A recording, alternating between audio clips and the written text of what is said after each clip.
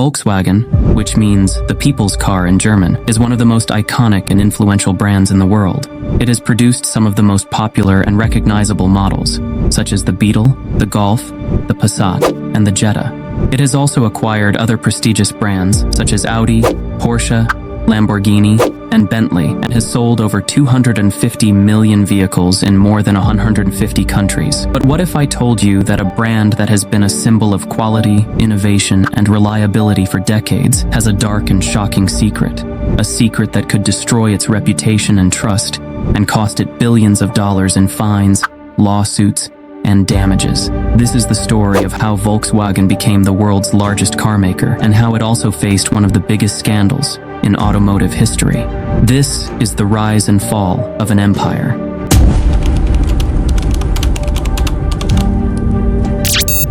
The story of Volkswagen begins in 1930s Germany under the rule of Adolf Hitler and the Nazi Party.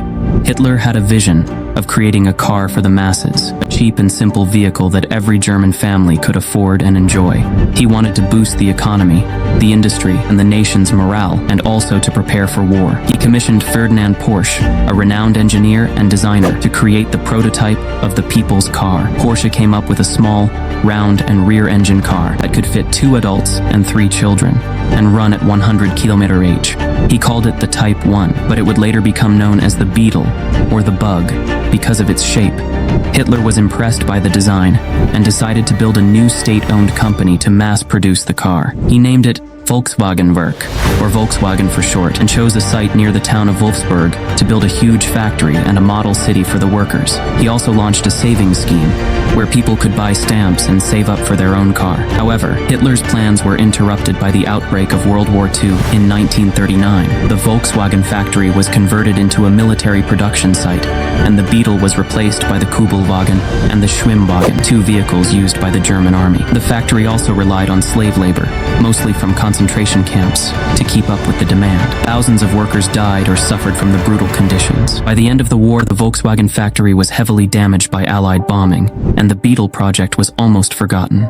It seemed like the end of Volkswagen, but it was actually the beginning of a new era.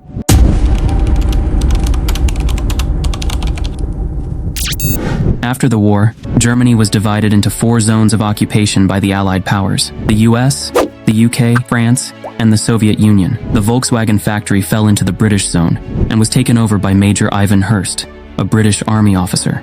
Hurst was tasked with dismantling the factory and shipping the machinery back to Britain as part of the war reparations. However, Hurst soon realized that the factory could be useful for other purposes. He needed vehicles for his own troops, and he also saw a potential market for the Beetle in Germany and abroad. He decided to repair the factory and resume the production of the car with the help of some of the former German staff, including Heinrich Nordhoff, who would become the first post-war director of Volkswagen. Hurst also managed to secure an order of 20,000 cars from the British Army, which gave Volkswagen a much-needed boost. He also persuaded the British government to let Volkswagen keep the factory, instead of transferring it to another company or country.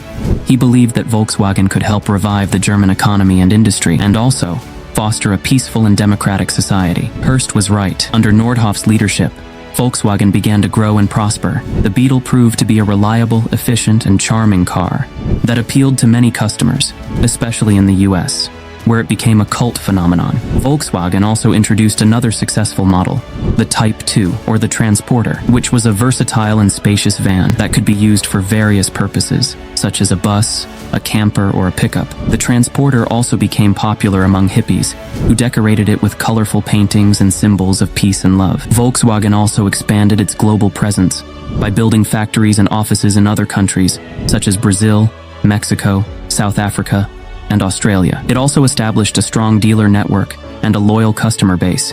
It also invested in research and development and improved its quality and safety standards. By the 1960s, Volkswagen had become a symbol of Germany's economic miracle and a global leader in the automotive industry. It had sold over 10 million Beetles and over 3 million Transporters and employed over 200,000 people. It became a publicly traded company, mostly owned by the German state of Lower Saxony and private investors. However, Volkswagen faced challenges and changes in the 1970s.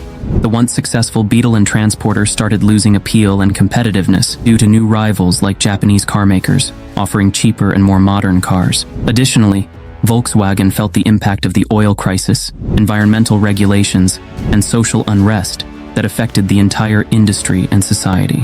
Volkswagen realized it had to adapt and innovate to stay relevant. They planned to launch new car models, replacing the Beetle and the Transporter, and adopted a more efficient production system to reduce costs and waste. These decisions marked the beginning of a new era for Volkswagen, an era of global expansion and transformation.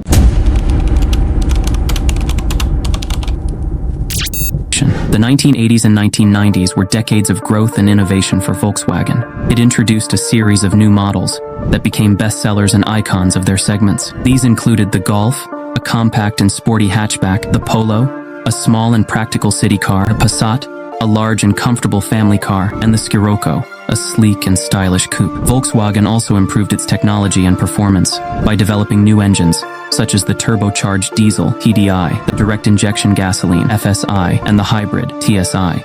It enhanced safety and comfort by incorporating new features like the anti-lock braking system, ABS, airbags, navigation system, and sunroof. It elevated its design and image by bringing on board esteemed designers like Giorgetto Giugiaro and Walter de Silva.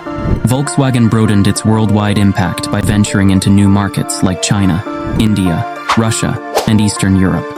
The company acquired additional brands and companies, including Seat, Skoda, Bentley, Lamborghini, Bugatti, and Porsche. It also forged alliances and joint ventures with Suzuki, Toyota, and Ford. By the 2000s, Volkswagen had become the world's largest car maker and a giant in the automotive industry. It had sold over 150 million vehicles and employed over 300,000 people. It had also achieved a record profit of over 20 billion euros in 2014. It seemed like nothing could stop Volkswagen, but it was actually the beginning of a new era, an era of scandal and crisis.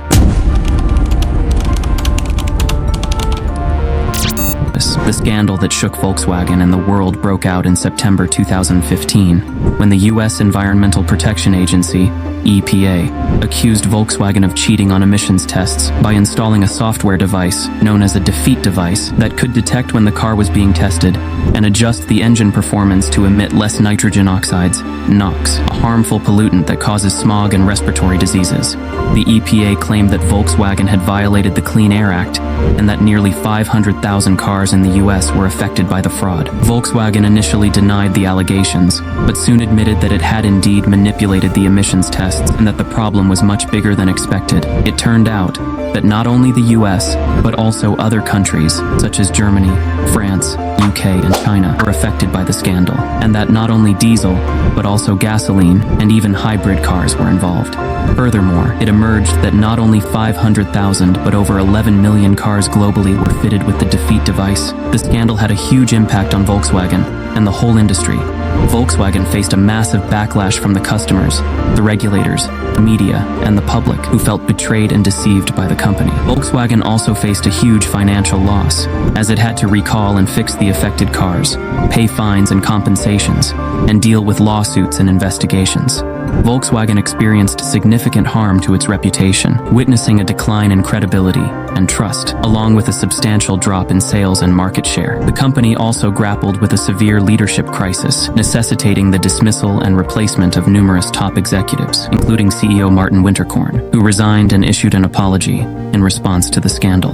Volkswagen tried to recover and rebuild from the scandal by launching a new strategy and vision called Together 2025 Plus, which aimed to transform the company into a leader in sustainable mobility, innovation, and digitalization. It also tried to restore and regain its customers' confidence and loyalty by offering discounts, incentives, and guarantees. However, Volkswagen still faced many challenges and uncertainties, as it had to deal with the ongoing legal and regulatory issues, changing consumer preferences and behaviors, increasing competition and disruption, and the uncertain future of the industry and the world. The scandal that hit Volkswagen in 2015 was one of the biggest and most shocking in automotive history. It exposed the dark side of Volkswagen and also revealed the vulnerabilities and complexities of the industry and society. It also challenged and changed the perception and reality of Volkswagen, and also the expectations and demands of the customers and the stakeholders.